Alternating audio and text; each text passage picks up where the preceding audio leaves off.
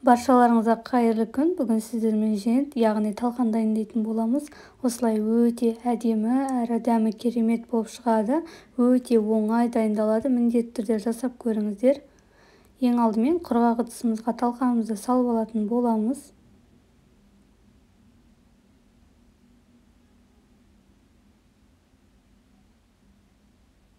Енді бізге құмшекер қажет. Мен барлығын көз мөлшерімен жасадым. Сіздерде дәмін көріп, солай жасай берсеңіздер болады. Өте оңай. Құмшекерімізді салып, осылай жақсылап араластырып аламыз.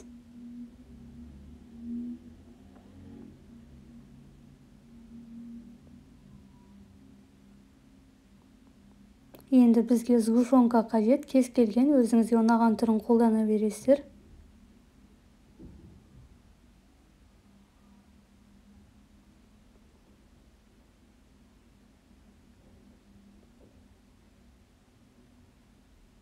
Жартылай құмшекер, жартылай сгущенка қолдансаңыздар болады. Енді сары майымызды осылай отта ертіп алатын боламыз. Толықтай ерігеннен кейін кішкене суытып, талқанымыздың үстінен құятын боламыз.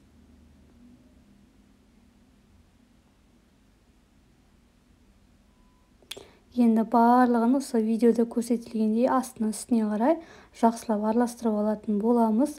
Толықтай араласуы қажет. Дәмін көріп, кем-кетігі болса қарап қосасыздар. Майы аз болса тағы да қосып, осылай жақсылап араластырып аласыздар.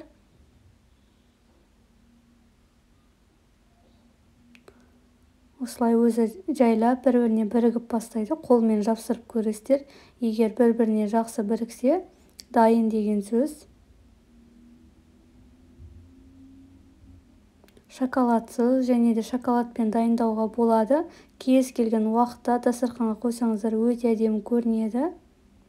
Енді үйіңізде бар, осындай кез келген формаға салсаңыздар болады. Мен осындай силиконовый кекске арналған формаға салып, тығыз етіп салу қажет. Үстінен қатты қасықпен басып, сонда шашылып кетпейді. Осылай видеода көрсетілгендей әбден қатты басып шығасыздар. Егер де сіздер әрине сәндеп жасағыларыңыз келсе, осылай жасасаңыздар болады. Және де осындай ыдысқа да салып көрдім. Өздеріңіздің фантазияларыңызға қарай әдемілеп жасай беруге болады. Және де осындай домалақ ыдысқа да салдым.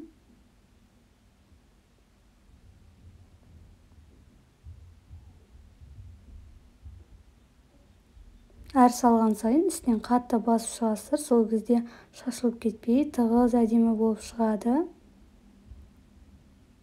Негізі формасымен бірге қойып қойсаңыздар да болады. Осылай енді морозильникке 1 сағатқа салып қоятын боламыз. Және де осылай қарапайым қолмен жасауға да болады.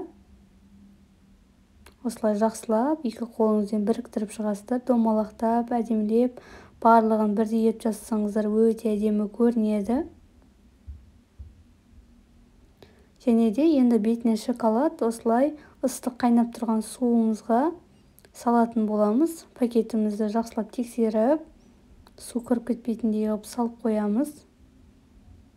Морозильниктен алдық. Осылай өте әдемі болып шықты. Формасы қатып. Ең кемінде жарты сағатта ұстау қажет.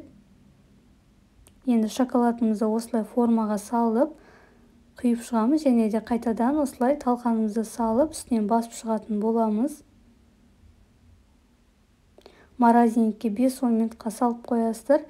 Бетіне шоколады қатып, әдемі болып шығады. Және де осылай пакетті кішкене ғана қырқып алып, немесе тесіп, инемен осылай бетіне сурет салып шықсаңыздар болады.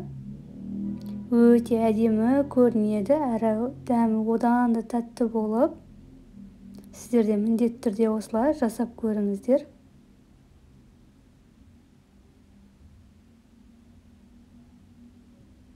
Шоколадты тез құйған дұрыс, өйткені қайтадан тез қатып қалады біздің шоколадтар.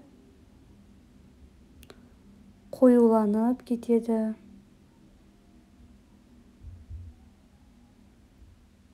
Енді қалған бөлігіне де осылай жартысына осылай сәндегім келіп тұр. Менде шоколад уже қоюланып бастады.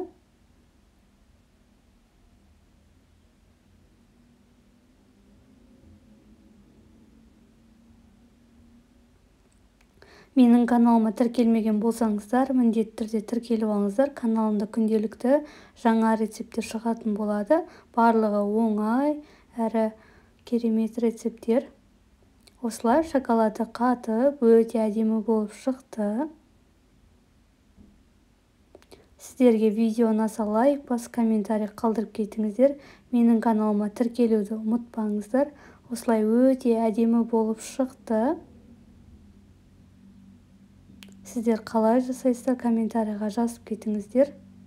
Баршаларыңызға ас болсын. Соңына дейін көргендеріңізге рахмет.